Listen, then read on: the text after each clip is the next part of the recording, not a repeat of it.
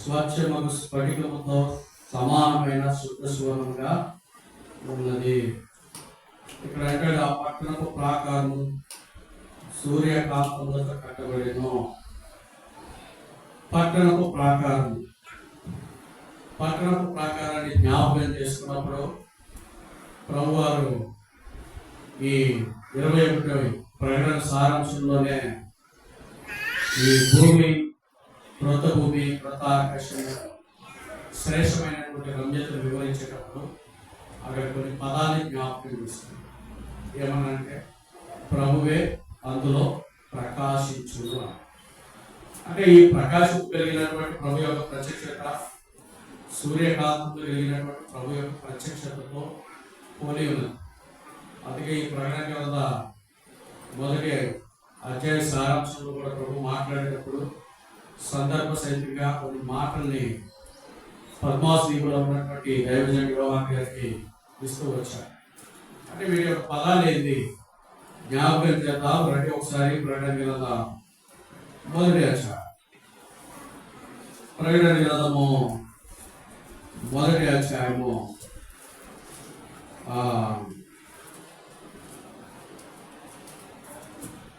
13వ వచనం నుండి ప్రకటన గ్రంథం మొదటి అధ్యాయం 13 నుండి తిరుగుగా 7 సువర్ణ దీపస్తంభంలో ఆ దీపస్తంభం మధ్య మనుష్య కుమారుని పోలిన ఒకటి చూచుకుని ఆయన తన పాదములు బట్టిన దిగుచున్న వస్త్రము ధరించుకొని రొమ్ములకు బంగారు దట్టి కట్టుకొని ఉంటాడు. ఆయన తలయు తల వెంట్రుకలను తెల్లని గుడిని పోలిన వాడు హిమమంత ధవలుగా ఉంటాడు. ఆయన నేత్రములు అగ్ని జ్వాల వలె ఉండెను. ఆయన పాదములు కొరిలో పురం వేయబడి మేలేచున్న అపరంజితో సమానమై ఉండెను. ఆయన కంఠస్వరం విస్తార జల ప్రవాహం ధ్వని వలె ఉంటాడు. ఇక్కడ మనం జ్ఞాపకం చేసుకోవాల్సింది ఏంటంటే దేవుని యొక్క వెలుగులో ప్రత్యక్షతను జ్ఞాపకం చేసుకుంటూ క్రీస్తు ప్రభు వారి యొక్క పోలికను జ్ఞాపకం చేస్తా ఉన్నాం. మొట్టమొదట ఈ 18 వచనంలో 21-18 ప్రకటన గ్రంథంలో ప్రాకారమే సూర్యకాంతంతో కట్టబడింది అన్నాడు. అంటే ప్రభు యొక్క ప్రాకారాలు నిర్మించేవి దగదగ మరియు సూర్యకాంతములు. అంటే ఈ సూర్యకాంత యొక్క రాయి యొక్క విలువ శ్రేష్టమైనటువంటి వెలుగును ప్రత్యక్షతను జ్ఞాపకం చేస్తుంది. ఎలా వెలుగు? ఇది అత్యానందభరితమైనటువంటి ప్రార్థన ప్రతిఫలంగా తేలికమైనటువంటి హతసాక్షుల యొక్క నిబంధనకు గుర్తుగా వారు కలిగిన శ్రమలో మెరేపడుతుంది ఈ సూర్యకాంతం ద్వారా. ఈ కాంత రాయి వారి యొక్క శ్రమలో హతసాక్షులైనటువంటి వారికి వారికి కలిగినటువంటి అది చర్మం పోయబడమా లేకపోతే రాళ్ళకు కొట్టబడమా రమ్మకు పోయబడమా ఆ ప్రదేశాల్లో ఈ సూర్యకాంత రాయిగా మెరవబడతాం. అంటే ఈ సూర్యకాంత రాయి యొక్క ప్రత్యేకత ఏంటి అనేది మనం జ్ఞాపకం చేసుకుంటే కొన్ని వేల కోట్ల రూపాయల విలువ కలిగినటువంటి వాటి భూలోక సౌందర్యం. కానీ ఆయన అంటాడు 21 నేను చూసినటువంటి ఆ మహిమ కలిగినటువంటి యెరూషలేము ఏమైంది? క్రొత్తది, భూమి క్రొత్తది, ఆకాశం క్రొత్తది. అంటే ఇక్కడ ప్రభు యొక్క ప్రత్యక్షతను జ్ఞాపకం చేసుకునేటప్పుడు ప్రభు యొక్క పోలికను జ్ఞాపకం చేస్తుంది. అంటే తేలికమానమైనటువంటి ఆ వెలుగుని జ్ఞాపకం చేసుకోవాలంటే సూర్యకాంతము పోలి వలె ప్రకాశింపజేయబడుతుంది. ప్రభు యొక్క వెలుగుని జ్ఞాపకంలోకి వస్తుందంటే ఆ వెలుగు ఎంత మహిమకరంగా ప్రభు యొక్క ప్రభావంతో నింపబడుతుంది. కట్టబడినటువంటి ఈ పునాదులు శ్రేష్టమైనటువంటి ప్రభు యొక్క పునాదుని జ్ఞాపకం చేసుకుంటే ఈ ముందు సందర్భాలను మనం జ్ఞాపకం చేసుకున్నప్పుడు ఈ 10వ వచనం నుండి ఒక మాట అంటాడు. ఈ 11లో రండి 10-11 ఇదే ప్రకటన గ్రంథం 21 అధ్యాయం 21 ప్రకటన గ్రంథం 10-11 ఆత్మ ఉష్ణునైననే గొప్ప పర్వతం మీద వెళ్ళిపోయి యెరూషలేము అను పరిశుద్ధ పట్టణము దేవుని మహిమ గలదై పరలోకమందున్న దేవుని యొద్ద నుండి దిగి వచ్చి నాకు చూపెను. దాని అందరి వెలుగు దగదగ మెరిగి సూర్యకాంతం వంటి అమూల్య రత్నములు పోలి ఉన్నది. అంటే దగ దగ మెరియు సూర్యకాంతము. సూర్యకాంతం అంటే దేవుని యొక్క మహిమ కలిగినటువంటి వెలుగుతో పోల్చుకుంటే ఈ సూర్యకాంతం చాలా చిన్నపాటి వెలుగు. దేవుని వెలుగుతో పోల్చుకుంటే అంత గొప్ప వెలుగు ప్రత్యక్షత కాదు. కానీ దేవుడు నిర్మించినటువంటి పునాది కలిగినటువంటి ఆది అపోస్తలుల మీద కట్టబడినటువంటి ఆ పునాది కలిగిన రాళ్ళ మీద నిలబడింది కాబట్టి ఆ రాళ్ళు ఏమైపోతాయి? ఆ పునాది కలిగినటువంటి రాళ్ళలో నుండి సూర్యకాంతములు పోలేనటువంటి వెలుగు ప్రకాశిస్తారు. అంటే ఆ వెలుగు దేనికి సాదృశ్యం? 12 అపోస్తలులు కలిగినటువంటి పునాది, 12 గోత్రకర్తలు కలిగినటువంటి బలమైనటువంటి ప్రాకారాలు, గుమ్మములు. ఈ గుమ్మములో ప్రవేశించే వారికి నిత్యము వెలుగు వలె ప్రకాశం. ఎలా ప్రకాశం కనిపించబడతాయి? దేవుని యందు ఎడతెగలిగినటువంటి ఆనందభరితులమైన. అందుకే ఆయన అంటాడు విలాప వాక్య సందర్భాల్లో కూడా, రేయి మొదటి జామున ఏం చేయాలని పిల్లల గురించి ప్రాలాపించుము అంటాడు. ప్రార్థన చేయమని కాదు, ప్రాలాపించు అంటే ఎడవని. ఎందుకు ఏడవాలా? ఆ ఏడ్పుల ప్రభావంలో ప్రభు యొక్క మహిమ అనేది దాగి ఉంటే ఈ దాచబడినటువంటి మూలము ఎక్కడ కనిపిస్తాయి? ఆ సూర్యకాంత రాయి యొక్క వెలుగులు కనిపిస్తాయి. అంటే ఈ ప్రార్థన యొక్క ప్రతిఫలం ఎలా ఉంటుంది? ఆ ప్రాకారాల్లో దృఢపరచబడి స్థిరపరచబడి ప్రభు యొక్క ప్రత్యక్షతలో జ్ఞాపకం చేస్తుంది. అందుకే పలువారు చెప్పారు, ఒకసారి జ్ఞాపకం చేస్తారు.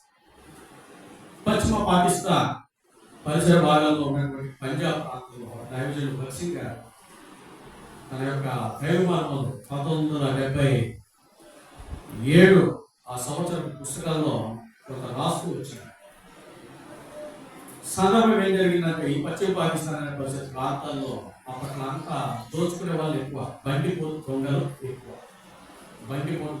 ఎక్కువ. సరే, ఒక విశ్వాస కుటుంబం ఉంది, ప్రార్థన భక్తి ఉండేవాళ్ళు, ఎప్పుడు మోకాల మీద ఉండేవాళ్ళు, ఎప్పుడు దేవుని ప్రయాణం. అప్పట్లో ప్రాకారాలు గోడలు అనేవి ఉండేవి కాదు, అంత సెన్సిలింగ్ కంచెలపై ఎక్కడో ఉన్న కంచెలు తీసుకొచ్చి అవి నిర్మిస్తూ ఉంటాయి. ఇప్పుడు ఈ బండిపోటు దొంగలు ప్రవేశించడానికి ఒకరోజు తిరిగారు, 2వ రోజు తిరిగారు, 3వ రోజు తిరిగారు. ఎన్ని రోజులు తిరిగిన వాళ్ళు వల్ల కాకుండా తిరిగి మళ్ళీ వెనక్కి వెళ్ళిపోయారు. ఒకరోజు ఎందుకో ప్రవేశిస్తామని చెప్పి మళ్ళీ అరే ఆ ధనవంతుడి ఇల్లు మళ్ళీ ప్రవేశించడానికి ఏమైనా అవకాశం ఉందేమో చూడండి అని అంటే మళ్ళీ పోయారు. ఒకరోజు వెళ్తే మొత్తం ప్రాకారాలు చుట్టూ తిరిగి ఒక చిన్న కన్నం కనిపించింది. అరే ఇదేదో కన్నం కనిపిస్తుంది, దీంట్లో నుంచి అయితే మనిషి వెళ్ళిపోవచ్చు, ప్రాకారం కూలినట్టుంది అని చెప్పి ఆ కన్నంలో నుంచి ప్రవేశించి ఒకటి వెళ్ళిపోయాడు. ఇంకోటి వెలుపట ఉన్నాడు. ఈ లోపలికి వెళ్ళేసరికి ఆ వ్యక్తి పడుకొని ఉన్నాడు. మొత్తానికి ఉలిపల్లి వేసాడు, పట్టుకున్నాడు. ఏమైందని మొత్తం ఆయన పట్టుకొని దండించి అది చేస్తే ఆ వ్యక్తి చెప్పాడు, మేము ఇన్ని మాసాల నుంచి తిరుగుతున్నాం, ప్రాకారం ఎటువైపు చూసినా కానీ ప్రాకారపు గోడలో ఎటు ద్వారంతో అర్థం కాకుండా ప్రవేశించలేక ఈ రోజు దొరికింది ఒక కన్నం. ఇప్పుడు దాంట్లో ప్రవేశించేసాం. ఇప్పుడు ప్రవేశింపబడి ఈ కన్నంలో నుంచి వచ్చాం. ఎంతోమంది అని అంటే, ఒకడు బయట ఉన్నాడు, ఒకటి ఇక్కడ ఉన్నాడు, మిగతా వాళ్ళు 4 దిశలా కమ్మి ఉన్నారు ఈ ప్రాకారాల చుట్టూ. అవునా, సరే మంచి. ఎందువల్ల ఈ గోడలు ఈ ప్రాకారం అంటే ఆ ఇంటి యజమానికి అర్థం కాదు. ఏంటి ఇంటికి ప్రాకారాలు లేవే, ఈయనేమో ప్రాకారాలు అంటున్నాడు, ఎట్లా వచ్చాడని అంటాడు, నేను ద్వారం నుంచి వచ్చానని అంటాడు, ఏంటి అని. మొత్తానికి ఉదయం వరకు కూర్చోబెట్టి ఎండబెట్టి పనివాళ్ళు పిలిచి అందరూ కూర్చోబెట్టి ఆయన ఒట్టగా తినిపెట్టి దాహానికి నీళ్ళు ఇచ్చి పంపించి వేశారు. ఆయన ప్రశ్న ఏంటంటే, మేము ఎప్పుడు వచ్చినా గోడలు ఉండేది, ఈసారి ఎందుకు దీనికి కన్నం పడిందని ఈయన అడుగుతాడు. ఈయన అంటే ఇంటి చుట్టూ ప్రాకారం లేదు, ఎలా జరిగింది. ప్రభు ఆయన బయలుపరిచింది ఏంటంటే, నీవు ఈ దినాన్ని ప్రభుత్వం గడపల, ప్రార్థన గడపల, వాక్యం గడపల, సొంత తరహాగా ఆత్మీయ జీవితాన్ని పతనం చేసి అందువల్ల ప్రేమ ప్రాకారానికి కన్నం పడి. దానిలో భగత్ సింగ్ గారు దాని గురించి పశ్చిమ పాకిస్తాన్లో ఉన్నటువంటి భాగాన్ని వివరిస్తూ వచ్చారు. అంటే మన ఆత్మీయ జీవితాన్ని కూడా సరి చేసుకుంటూ ఉంటే ప్రభు యొక్క శరీరంలో పాల్పొక్కు కలగాల్సిన మనము, ఆరాధించడానికి చేర్చబడినటువంటి మనము, సూర్యకాంతముల వలె ప్రకాశించు ఆ మహిమ కలిగినటువంటి ప్రభావంలో నీ ప్రార్థన నా ప్రార్థన అంటుంది. ప్రకాశింపజేసే దేవుని వెలుగే సన్నిధి, దేవుని వెలుగే సన్నిధి. ఆ మహిమ కలిగినటువంటి రాజు అందులో స్థిరపరచబడి బలపరచబడి స్తుతుల మీద సింహాసనాసీనుడైనటువంటి ఆ ప్రభుకి స్తుతి, నీ ఆరాధన, నీ శ్రేష్టమైనటువంటి ఫలాన్ని వర్తించడం. సూర్యకాంతంలో ఆ ప్రకాశం యొక్క మార్గము నీకు ఎలా కనపడుతుంది? ఎలా ప్రవేశింపగలుగుతావు? ఈ భౌతికమైనటువంటి దేహానికే ఇంత సౌందర్యం అనుకుంటే మహిమ కలిగినటువంటి ఆ సింహాసనం కలిగినటువంటి ప్రదేశంలోకి ప్రవేశించాలి గలగడానికి కూడా ఒక అర్హతే. ఎందుకంటే ముందే ఉంది సూర్యకాంతంలోనే ప్రకాశించు కట్టబడినటువంటి ప్రాకారంలో నీ పునాది ఏ విధంగా ఉంది. అందుకే ఆయన అంటాడు, రండి పేతురు రాసిన మొదటి పత్రిక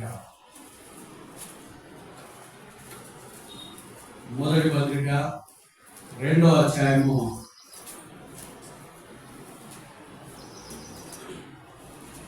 4:5 పేతురు రాసిన మొదటి పత్రిక 2వ అధ్యాయం 4:5 మనుషుల చేత విసర్జింపబడినను దేవుని దృష్టికి ఏర్పరచబడినది అమూల్యమును సజీవమునైన రాయకు ప్రభువునకు వచ్చిన వారై యేసుక్రీస్తు ద్వారా దేవునికి అనుకూలములకు ఆత్మ సంబంధమైన బలులను నర్పించుటకు పరిశుద్ధ యాజకం ఉండునట్లు మీరును సజీవమైన రాళ్ళ వలె ఆత్మ సంబంధమైన మందిరముగా కట్టబడుచున్నారు. ఇక్కడ ఏమంటారు? ఆత్మ సంబంధమైన బలులను నర్పించుటకు, హృదయ బలి అర్పించుటకు, హృదయపూర్వకమైనటువంటి స్తుతి ఆరాధన అర్పించుటకు, ప్రభు యొక్క బలమును జ్ఞాపకం చేసుకున్నప్పుడు ఆయన యొక్క బలమును దాగి ఉన్నది సూర్యకాంతములు వలె ప్రకాశింపబడే వెలుగు. అందుకే ఇక్కడ అక్కడ ఆత్మ సంబంధమైన బలులు అర్పించుటకు పరిశుద్ధ యాజకులుగా ఉండడానికి సజీవమైన రాళ్ళవలే నుండి కట్టబడే సజీవమైన రాయి. ఈ రాయి బలమైనటువంటి స్థిరమైనటువంటి క్రీస్తు ప్రేమను బలపరుచుకుంటూ క్రీస్తు యొక్క ప్రేమలో నిలబడిన రాయి. అదే చెక్కబడిన రాయి, శుద్ధ సువర్ణ వలె ప్రకాశింపజేసే రాయి. అందుకే ఈ సందర్భాన్ని జ్ఞాపకం చేసుకున్నప్పుడు ఆయన అంటాడు ప్రకటన గ్రంథము 21వ అధ్యాయం 18లో, ఆ పట్టణ ప్రాకార సూర్యకాంతంతో కట్టబడిన పట్టణము స్వచ్ఛముకు స్ఫటికముతో సమానమైన శుద్ధ సువర్ణ, స్ఫటికముతో సమానం. అందుకే ఈ సందర్భంలో జ్ఞాపకం చేసుకోవాలా. ఇదే ప్రకటన గ్రంథం 2వ అధ్యాయాన్ని జ్ఞాపకం చేద్దాం. 2వ అధ్యాయము ప్రకటన గ్రంథము 10:11 ఇదిగో మీరు శోధింపబడినట్టు అపవాది మీలో కొందరిని వేయబోచున్నాడు. 10 దినములు శ్రమ కలుగును, మరణం వరకు నమ్మకంగా ఉండుము, నీకు జీవకిరీటం ఇచ్చేదను. సంఘములతో ఆత్మ చెప్తున్న మాట చెవి గలవాడు వినడు గాక. జయించువాడు రెండవ మరణము వలన ఏ హానియో చెందడు. ఇక్కడ అంటాడు శోధింపబడుట అంటే శుద్ధ సువర్ణ వలె స్ఫటికం వలె మెరయాలన్నట్టు ఏం కావాలి? శోధన అవసరం. ఆ మధ్యకాలంలో ఒక వ్యక్తిని అడిగారు, ఏం నువ్వు ఎందుకు రక్షింపబడ్డావా అని అంటే, రక్షింపబడాలా, ఎందుకు రక్షింపబడాలా ఇంకా కొంత లోపం ఉంది శరీరం. సరే వాళ్ళ అన్నని అడిగారు, నువ్వెందుకు రక్షింపబడ్డావా అంటే, నేను రక్షింపబడ్డానమ్మా కానీ బాప్తిజం తీసుకో. సరే అని చెప్పి వాళ్ళ అక్కడి చెల్లెలు కూడా అడిగారు, మేము యథార్థకున్నాము, దేవుడి ప్రేమలో నడుస్తున్నాం, కానీ వీళ్ళే లోకాశలు ఎక్కువైపోయాయి, శరీరాశలు ఎక్కువైపోయాయి. ఏం చేయాలి? ఆ లోకాశంతో లోకాశలు దాని సాంగత్యంతో రుచి చూశారు. ఆ లోకాశలు వదిలిపెట్టలేకపోతే అందులో ఆ ఇంటి పెద్ద కుమారుడు అంటాడు, అన్నా నేను రక్షింపబడి ఒకవేళ బాప్టిస్ట్ తీర్మానం తీసుకోవాలి, పొరపాటున ఒకవేళ నేను తొట్టిల్లాను అనుకో, నేను ఆ విశ్వాసం కోల్పోయి పడిపోయాను అనుకో, దేవుడి దగ్గర ఎంత అప్రదిష్ట, ఎంత దుఃఖసాగరం. అందుకే స్థిరంగా ఉండడానికి ప్రయత్నం చేస్తాను. అందుకే సంపూర్ణం అయిన తర్వాతే నేను బాప్టిస్ట్ తీర్మానం. ఈ సందర్భంలో పాలు జాగ్రత్తగా మాట అనేవారు, క్రీస్తును అంగీకరించాలని చెప్పుతూ రక్షణలో ఉండి బాప్టిస్ట్ తీర్మానము పొందకుండా ఉంటే ఇంకా పాపంలోనే ఉన్నాం అంటాడు పాలు జాగ్రత్త. బాప్టిస్ట్ తీర్మానం పొందకుండా నువ్వు రక్షణలో ఉన్నావని భ్రమలో బతికితే మాత్రం నువ్వు ఇంకా పాపంలోనే ఉన్నావు అంటాడు. అంటే ఇక్కడ ఈయన అంటాడు, నేను ఎక్కడ శోధింపబడతానేమో అని నేను బాప్టిస్టుని తీసుకోవాలి. చిన్నవాడు అంటాడు, నేను రెండులో కలిగి ఉండట్లే. వాళ్ళ సహోదరులు అంటారు, అక్క చెల్లి ఇద్దరు అంటారు, మేము వీరి రక్షణ కొరకే వీరి బాప్టిస్ట్ తీర్మానం కొరకే ప్రార్థన చేస్తున్నామని. అంటే వారి ఆలోచన ఏమైంది? క్రీస్తుని ఎరిగిన తర్వాత శుద్ధ శౌర్యంగా చెక్కబడడానికి శ్రమ అనేది సర్వసాధారణం. అది మొదటి మెట్టు. ఆ మెట్టు నువ్వు జయించిన తర్వాత క్రీస్తులో ఫలభరితమైనటువంటి జీవితం కలిగి ఉంటావు. అప్పటి వరకు ఏమైపోతాయి? ఆత్మీయ ఐక్యత పొందనట్టే. ఎట్లా?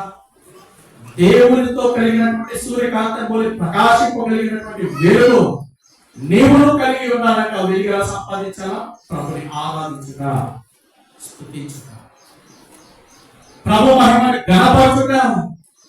అక్కడ అంటాడు, స్ఫటికము వలె. మీరు ఇంకొక విషయాన్ని జ్ఞాపకం చేసుకోవాలి ఈ సందర్భంలో.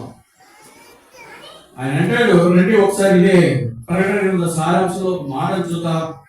22వ అధ్యాయం మొదటి వచనం, 22:1. మరియు స్ఫటికము వలె మెరినట్టి జీవ జలముల నది దేవుని యొక్క గొర్రెపిల్ల యొక్క సింహాసనం వద్ద నుండి పట్టణపు రాజవీధి మధ్యన ప్రవహించుట ఆ దూత నాకు చూపెను. ఆ నది యొక్క ఈవలను ఆవలను జీవవృక్షముండెను. అది నేలకు ఫలించుచు 12 కాపులు కాయను. ఆ వృక్షం యొక్క ఆకులు జనములను స్వస్థపరచుటకే వినియోగించెను. ఇక్కడ అంటాడు, ప్రవహించుట అంటే బయలు వెలుగుట అంటాడు. అంటే స్ఫటికము వలె మెరైనట్టి జీవజల నది.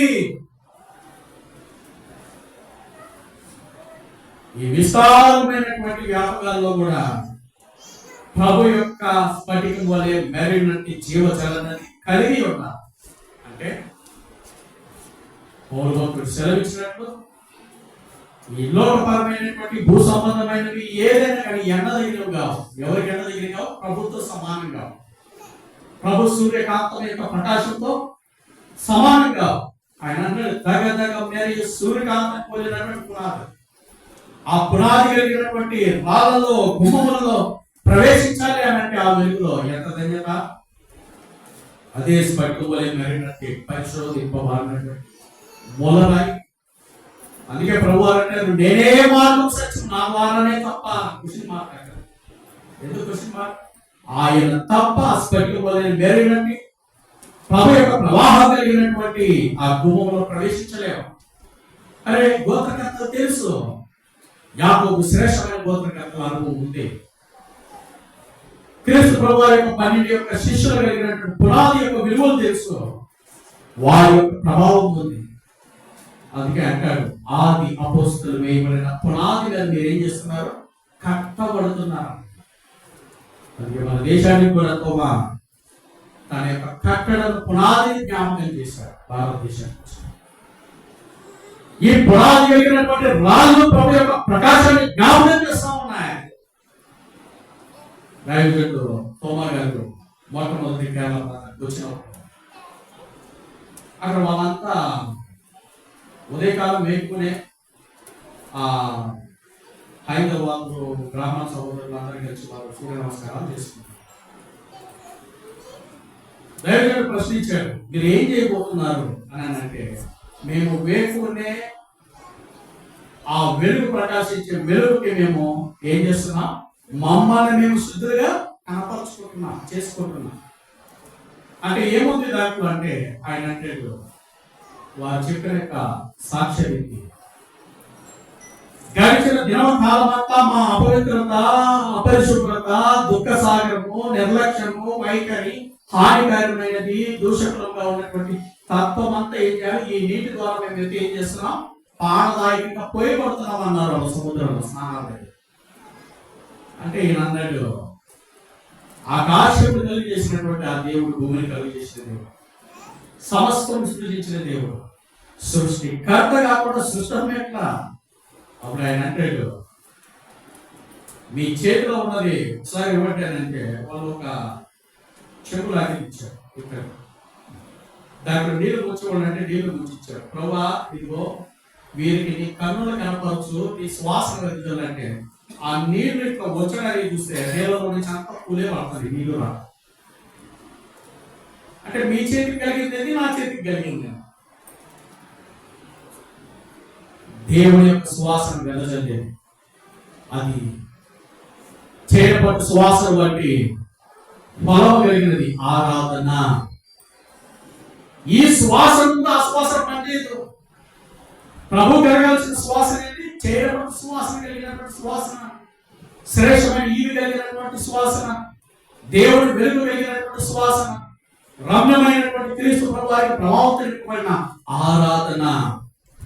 అందుకే ఆయన అంటాడు, దావీదు, నువ్వు కట్టే మందిరం ఏ పార్టీ?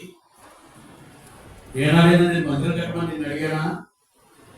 తరచు నేను ఐగుప్తు నుంచి బయలుదేరిన కాలం మొదలుకొని గుడారాలలో నివసిస్తున్న వాడు. ఇప్పుడు గుడారాలలో నివసిస్తున్న వాడిని నీ కోరిన ప్రయత్నం ఏంటిది? అందుకే ఆయన అంటాడు, నీవు కట్ట వెళ్ళిపోవాలి. ఎవరు కట్టాలా? నీ గర్భంలో నుండి వచ్చుకోవాలి. చిరకాలం స్థిరుడై కదలక నిత్య మన్నుతో నింపబడి ఆ వేడుకను సత్యము బయలుదేరేవారు కాదు. ఎవరైనా క్రీస్తు యేసు ప్రభు తన తరములు కట్టబడేది ఆయన, పానదాయకంగా పోయబడింది ఆయనే, అర్పింపబడింది ఆయనే, నలుగు కొట్టబడింది ఆయనే, వీపు చిక్కబడింది ఆయనే, మొన్న కిరీటం పెట్టబడింది ఆయనే, రక్తము నది వలె ప్రవహింపజేసింది ఆయనే. ఆయన తప్ప వేరే ఎవరు లేరు. అందుకే ఆయన నిదర్శనం ఈ భూమి మీద ఇచ్చింది కూడా, నన్ను పోలి తండ్రి ఉన్నాను, ఆ తండ్రిని పోలి నేనున్నాను, ఆ తండ్రిని పోలి నేనున్నాను, నన్ను పోలి మా ఇరువురు పోలి పరిశుద్ధాత్మ చేస్తున్నాను. అంటే ప్రియేక దేవుడి యొక్క ప్రభావం ఏమైతుందంటే, ఆది ఎందు ఏముంటేనో ఆ వాక్యం, క్రీస్తు కలిగినటువంటి శిలువ రక్తం ఎక్కడ నుంచి బయలుదేరింది? నది వలే ప్రవహింపజేయబడి. అందుకే ఇక్కడ అంటాడు 22లో, స్ఫటికం వలె మేరినటువంటి జీవజల నది నేను ఇచ్చిన నీళ్ళు త్రాగవాడు ఎన్నడూ తప్పిపోడు. ఎలా తప్పికొస్తాయి? ఎక్కడ తప్పికొస్తాయి? ఆత్మీయ క్షేమత అయితే, దేవుడి యొక్క ప్రార్థన భారం తగ్గితే, మోకాల అనుభవం లేకపోతే, కుటుంబ కలహములు ఎక్కువైతే, దైవభక్తి లాభసాధకంగా చేసుకోకపోతే, వాక్యం వెలుగు త్రొట్టినైతే దేవుడి మహిమ కనిపించదు. ఎక్కడ ఉంటాయి దేవుడి మహిమ? దేవుడి పాదాల దగ్గర ఉంటాయి. అందుకే మనం జ్ఞాపకం చేసుకున్నాం. ఏమంటాడు ప్రకటన 1వ అధ్యాయంలో కూడా ఆయన జ్ఞాపకం చేసుకున్నాం కదా, ఏమంటాడు? 14లో 1వ అధ్యాయం 14 ఏమంటాడు? ఆయన తలయు, దానిపైన 13లో అంటాడుగా, మనుష్య కుమారుని చూసి తిని ఆయన తన పాదములకు దించిన వస్త్రం ధరించుకొని రొమ్మున బంగారు దట్టి కట్టుకొని ఉంటాడు. ఆయన తల వెంట్రుకలను తెల్ల ఉనిన వలె హిమమంత దౌర్గా ఉంటాడు. ఆయన నేత్రం అగ్ని జ్వాల వలె ఉంటాను. తల వెంట్రుకలే తెల్లని ఉనిన పోలిన అంటే తగ్గ మెరుస్తా ఉంది. అందుకే ఈ సామెతల వారి సందర్భంలో జ్ఞాపకం చేసుకుంటే, తల నేరసిన వృద్ధుడిని ఏం చేయాలా? నేరసిన వెంట్రుకలు గలవాడు ఏమైపోతాయి? ఆశీర్వదాయక మార్గదర్శకం, ఇతరులకి త్రోవ చూపించేవాడు, సరళత కలిగేవాడు, దేవుడు వెలుగు కలిగినవాడు. అందుకే ఈ సందర్భాన్ని జ్ఞాపకం చేసుకుంటే ప్రభు అంటాడు, దగ దగ మెరియు సూర్యకాంతం కూడినటువంటి పోలిక ప్రాకారాలకే ఉంటే ఆ ప్రభు యొక్క శరీరానికి ఎంత ప్రత్యేకత ఉంటాయి. కట్టబడిన కట్టడానికి అంత ప్రాముఖ్యత ఉంటే, సాధారణ నిర్మింపబడినటువంటి ప్రాకారానికి అంత ఉంటే ఆ ప్రభుకి ఎంత ప్రత్యేకత ఉంటాయి. నిత్యము మేరేచున్నట్టు హిమము వలె దగ దగ దగ మేరే. ఆ ప్రభు యొక్క ప్రత్యేకతను జ్ఞాపకం చేసుకోవాలా. కట్టబడినటువంటి పునాది స్ఫటికము వలె అర్థము వలె కనబడుతూ ఉంటే ఆ స్ఫటికంలో ఎంత స్వచ్ఛతో. ఆ మధ్యకాలంలో ఈ ఒరిస్సా పరిసర ప్రాంతాల్లో, ఛత్తీస్గఢ్ పరిసర ప్రాంతాల కొండ దీవుల్లో అప్పటి కాలంలో బల్సింగ్ గారు సువార్త 40 మంది పంపించారు. వాళ్ళంతా సైకిల్ మీద తాగడానికి నీళ్ళే వాడు. తాగడానికి నీళ్ళు లేవు. ఏం చేయాలి? ఆ కొండ దీవుల్లో అక్కడ అంతా చూసుకుంటే మురికి నీళ్ళు కనిపించింది. అయ్యో ఇప్పటికీ నీళ్లు లేక తిండి లేక చచ్చిపోతున్నాం, మేము ఇక్కడే చచ్చిపోతామన్న నిరీక్షణ కోల్పోయిపోయాం. లోకపయనమైనటువంటి శరీరం కోసం, శరీరాశ కోసం ఇక్కడే చచ్చిపోతామేమో అని ఆలసిపోతే అక్కడ వాళ్ళకి 2 సహోదరులు వెళ్ళి సరే చూసి నీళ్ళు చూస్తే ఇక్కడ ఎక్కడ నీళ్ళు ఉన్నాయని ఒకళ్ళు అన్నారు. అక్కడ కొంచెం మురికి నీళ్ళు ఉన్నాయి, విషపు నీళ్ళు. అది కాదు కానీ పక్కన ఇంకొంచెం 1 కిలోమీటర్ మీరు ముందే వెళ్తే కొంచెము అది తామ చెట్టు కలిగినట్టు కొంత నీరు ఉంటాయి. కాకపోతే అదంత మంచిది కాదు, కానీ అది త్రాగలిగితే తాగొచ్చు. కొంచెం చేదుగా ఉంటాయి కానీ తాగడానికి వీలవుతాయి. ఈ నీరు అయితే విషపు నీరు, దీన్ని తాగడానికి వీలు. వాళ్ళు ప్రయాణించి సరే కొంచెం ముందుకు వెళ్ళి వాళ్ళకి సైకిల్ ఉన్నటువంటి బాక్సులు ఓపెన్ చేసి కనపత్రాలను పక్క పెట్టి ఆ బాక్సులు తీసుకొని వాళ్ళ దగ్గర ఉన్న టవల్ అవి తీసుకొని పెట్టి ఇంకో బాక్స్లో వడగట్టి పోసుకొని ప్రార్థన చేసుకొని నీళ్లు తాగి ప్రాణం తెప్పరిల్లు అప్పుడు బయలుదేరి. అంటే ఆదిలో ఉన్నటువంటి బలము, బల సమృద్ధి కలిగినటువంటి ప్రాణదాయకం శరీరానికి వచ్చినటువంటి ప్రాణం, ఈ శరీరానికి వచ్చినటువంటి ఆశ, ఈ శరీరం బ్రతకడానికి కోసం ఉన్నటువంటి సోకులు, ఈ శరీరం కలగాల్సినటువంటి శరీరేచ్ఛలు, నిర్లక్ష్య వైఖరి కోసమే ఇంత ప్రయాసం ఉంటాయి. స్ఫటికము వలె మేరైనటువంటి జీవజలన. అక్కడ అంటాడు నెలకి 12 కాపులు, అటువైపు 12 కాపులు, ఇటువైపు 12 కాపులు. ఎంత శ్రేష్టమైనటువంటి అది జీవ వృక్ష ఫలం కలిగినటువంటి. రూబేన్ అంటాడు తన తల్లి అయినటువంటి లేయ దగ్గర తీసుకొచ్చి పుత్రలాభ వృక్షం తీసుకొచ్చానమ్మా, ఇదిగో ఈ ఫలం తిని ఇదిగో నీకు గర్భఫలం కలుగుతాయి అన్నాడు రూబేన్. కానీ జీవ వృక్ష ఫలము జీవ జల నది కలిగిన ప్రభు సన్నిధి. అందుకే ఆయన అంటాడు ఏదేనో తోటి సందర్భంలో కూడా ఆదాము నిర్లక్ష్య వైఖరి పాప శాపంలో చూపాడు. దొంగలో మనం ప్రవేశించి ఏం చేస్తాడు? ఆ జీవ వృక్షం పొంది తిని సజీవుడిగా ఉండడానికి ప్రయత్నిస్తాడని చెప్పి ఏం చేశాడు? కెరేబుని కాపుదల పెట్టి. కెరేబులు ఎలా ఉంటాయి చెప్పండి? వాక్య ప్రకారంగా అనుభవం ఎలా చేయమా? కెరేబులు ఎలా ఉంటాయి? 2 రెక్కలతో తమ శరీరాన్ని ముందు భాగం 2 రెక్కలతో కాళ్ళను ప్రకాశపడుతూ ప్రవేశింపబడతాయి. వాటి రెక్కల చప్పులు కెరేపులు వాటి యొక్క రెక్కల చప్పులు స్తుతుల మీద ఆశీన ప్రభు యొక్క గానాలు ఉంటాయి. మహిమ శ్వాసన కలిగినటువంటి స్వర. అందుకే ఆయన అంటాడు ప్రభు ఎప్పుడు పాడినటువంటి పాట పరలోకంలో వినబడుతుంది. ఎవరు వెళ్ళినా రాదు. బహుశా 150 పాటలు కలిగినటువంటి యోగ్యతలు కలిగినటువంటి ఆ పాటలు కూడా అలాగం లేదు. ఎప్పుడు పాడినటువంటి పాట అంత శ్రేష్టమైనటువంటి ఆరాధన కలిగినటువంటి ఆ మహిమ కలిగినటువంటి రాజ్యంలో పునాది కలిగినటువంటి ఈ సూర్యకాంతం పోలినటువంటి ఆది అపోస్తలులు వేయబడ్డ రాయి మీద కట్టబడితే ప్రకాశిస్తే ఆ మహిమ కలిగినటువంటి దేవుని యొక్క సన్నిధిలో నువ్వేం చేస్తావు? ప్రవేశింపబడి ఆ ఆనందం, ఎటువంటి ఆనందం? అత్యానంద భరితులమై అందుకే అంటాడు దైవజనుడు పౌలు 22వ పుస్తకంలో, రాజా ఆకాశము కలిగిన ఆదర్శంకి నేను అవధేయుడు కాక. ఎందుకు అవధేయుడు కాల? ఆ మహిమగల తేజస్సు, ఆ మహిమగల ప్రత్యక్షత, ఆ మహిమ కలిగినటువంటి ప్రభు యొక్క స్తుతి నింపబడినటువంటి స్థలాన్ని, తేజోవాసన శ్వాసమైన ఆ స్థలాన్ని నేను వర్ణించలేను అంటాడు. ఎందుకు? అది రమ్యమైన ప్రాకారం కట్టబడింది. 12 పునాదులు కలిగినటువంటి ఆది అపోస్తలుడైనటువంటి పునాది, 12 గుమ్మములు కలిగినటువంటి గోత్రకర్తలకు గుమ్మములతో నిర్మింపబడింది. క్రీస్తు రక్త నిబంధనలు కడగబడిన వారు మాత్రమే స్తుతుల మీద ఆరాధనకి అర్పించడానికి అర్హులు. ఎప్పుడు కడగబడ్డా? ఎప్పుడు వివేచింపబడ్డా? ఎప్పుడు ప్రత్యక్షపబడ్డా? ప్రభు యొక్క ప్రత్యక్షతని జ్ఞాపకం చేసుకున్నప్పుడు సరి అయిన రీతిగా ప్రభు చేత, ప్రభువా ఈ 6 దినాల ప్రయాసలు ఎక్కడ చుట్టిలా, ఎక్కడ తగ్గిపోయాం, నీ నామానికి దుఃఖకరంగా, ఆయాసకరంగా, అవమానకరంగా, హేయకరంగా, మరణములకు పాత్రమైన మమ్మల్ని విమోచించే నీ నామస్వరం మాకు వినిపించు. ఎక్కడ ఆరంభిస్తాం? ఎక్కడ విడిచిపెడుతున్నాం? దేవుని గురించినటువంటి జ్ఞానం సంపాదించాలంటే చాలా కష్టం. వాక్యము వెలుగు, ప్రార్థన దీపం. దీపంలో వాక్యం ఉన్నంత వరకు దాన్ని ఏం చేయాలి? కాపాడుకోవాలి, భద్రపరచుకోవాలి.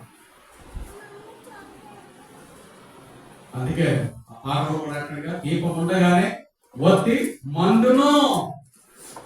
దేవుని యొక్క వెలుగు ప్రత్యక్షతను ధరించుకోకపోతే, క్రీస్తు రక్త నిబంధన ప్రకటనకపోతే శ్రేష్టమైన ఆరాధన నీ హృదయంలో లేదు. అది కల్పిత ఆరాధన, దుఃఖకర ఆరాధన, దేవుని ఆత్మని దుఃఖపెట్టే ఆరాధన. ఇట్టి ఆరాధన కాదు ప్రభు కోరుకుంటాడు. హృదయపూర్వకమైనటువంటి, వీరికి నలిగినటువంటి ఆరాధన ఆయన ఆస్వాదించుకోవచ్చు. అందుకే అంటాడు, స్ఫటికము వలె మెరవినట్లున్నాడు. ఈ సందర్భంలో జ్ఞాపకం చేసుకుంటారండి. యోషయా గ్రంథం 54, యోషయా గ్రంథం 54, 11, 12. యోషయా గ్రంథం 54 అధ్యాయం 11, 12. యోషయా గ్రంథం 54, 11, 12. ప్రయాసపడి గాలివాన చేత కొట్టబడి ఆదరణ ఇన్నదనా, నేను నీలం జనములతో నేను కట్టడమును కట్టుదును, నీలములతో పునాదులు వేయుదును, మాణిక్యమనులతో కోట కొమ్ములను, సూర్యకాంతములతో నీ గుమ్మములను కట్టుదును, ప్రశస్తమైన రత్నములతో. ఏమంటాడు ఇక్కడ? నీలాంజనములతో నీ కట్టడములు కట్టుదును, నీలములతో నీ పునాదు, మాణిక్య మనులతో నీ కోటలు, సూర్యకాంతములతో నీ గుమ్మము. ఎలా కట్టబడతాయి ఇవి? 12 పుచ్చములు, 12 ఆది పుస్తకాల పునాది మీద కట్టబడాలి అంటే నీ శ్రేష్టమైన నీ ఉజీవనామ క్రీస్తుతో నింపబడినట్లయితే నువ్వు కట్టబడే ప్రాముఖ్యతను నువ్వు దాచబడి ఉన్నావు. అందుకే ప్రభు అంటాడు, దాచబడిన మేలు చాలా. ఎలా? ప్రభు యొక్క గుమ్మములో ప్రవేశించినప్పుడు ఆ ప్రభు యొక్క గుమ్మములో శ్రేష్టమైన విరిగి నలిగిన హృదయం, విరిగి నలిగిన హృదయం, ప్రభు యొక్క సన్నిధిని జ్ఞాపకం చేసుకునే హృదయం, ప్రభుతో నింపబడే హృదయం. ఈ హృదయం ఏమవుతుంది? ప్రభుని ఆరాధించడానికి ఇష్టపడుతుంది, ప్రభు యొక్క రమ్యతను జ్ఞాపకం చేసుకుంటుంది, ప్రభుత్వం నడవడానికి ఇష్టపడుతుంది, ప్రభుత్వం నిబంధన చేయడానికి ఇష్టపడుతుంది, ప్రభు రక్త దారులను ధరించుకోవడానికి ఇష్టపడుతుంది. ఇది కలుషితమైన ఆరాధనతో ఉండదు, కల్పితమైన ఆరాధనతో ఉండదు. ఎక్కడికెళ్ళినా కొంతమందికి కొన్ని స్టాండ్ ఉంటుంది. ఎప్పుడు ఆరాధన అనగానే రెగ్యులర్ ఒకటే, చదివిందే చదవ కాంటా మాట బ్రెయిన్ చదివే పుస్తకం కాదు అది, హృదయపూర్వకంగా వచ్చే ఆరాధన, వాక్యానుసారమైన ఆరాధన. ప్రభా ఈ ఆరాధనలో నాతో ఏం మాట్లాడవు, ఏ పునాదులు, ఏ స్థిరమైనది, అట్లా వచ్చే ఆరాధన, ఎప్పుడు రెగ్యులర్ వచ్చే ఆరాధన ఒకటే ఒకటే ఒకటే ఒకటే. అది బలికి రాదు ప్రభుకి. ఇప్పుడు ఏదైనా పిండి తీసి ఇడ్లీలో ఏదో దోశలో ఏదో ఒకటి వడలో ఏదో ఒకటి పెట్టారు. ఈ రోజు అదే చేస్తాం, మరుసటి రోజు అదే చేస్తాం, వచ్చే ఆదివారం అదే, వచ్చే నెలలో ఆదివారం అదే, సంవత్సరం అంతా అదే. ఏ కప్పు కొట్టదా ఆరాధన, దుర్వాసన కొట్టదా? ప్రభు అక్కడ ఎన్నాళ్ళు భరించాలా నాయన మీ కప్పు? ఈ ఆరాధన పెట్టి నాకు ఎంతకాలం పెడతారు? అంతకంటే నాకు ఆరాధన చేయకుండా ఉంటేనే మంచిది కదా.